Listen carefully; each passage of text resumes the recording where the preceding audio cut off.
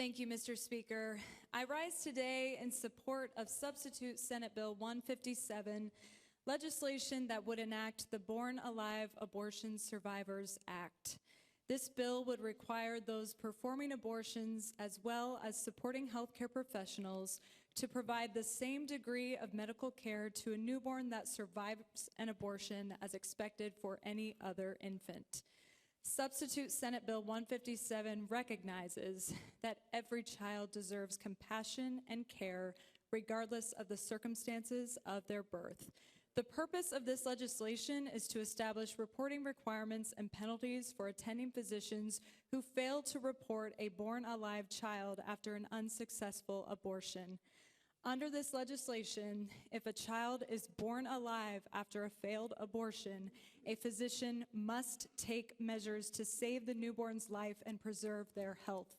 Consequences of not taking such action may result in the physician being charged with a felony in the first degree.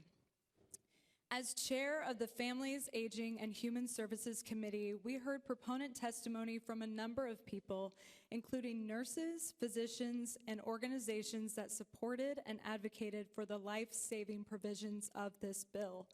During the committee process, an amendment was added that updates a section of the Ohio Revised Code to the version that was recently amended by House Bill 176 of this General Assembly. With constant medical advancements, the viability of preterm babies is constantly improving. Once a child is born, supportive and life-preserving care is necessary and should be provided. While this bill takes into account privacy of individual patient history, it will mandate the Department of Health to publish the annual number of babies that survive abortions. This is an important piece of legislation that provides a system to protect infants that are born alive after an abortion by enforcing the administration of prevailing standards of care that apply to every child.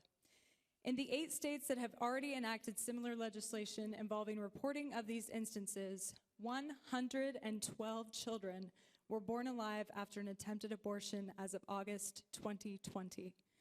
Substitute Senate Bill 157 was voted out of the House Families, Aging, and Human Services Committee with a 9-4 vote, and I'd like to thank Speaker Cupp for bringing this bill to the floor.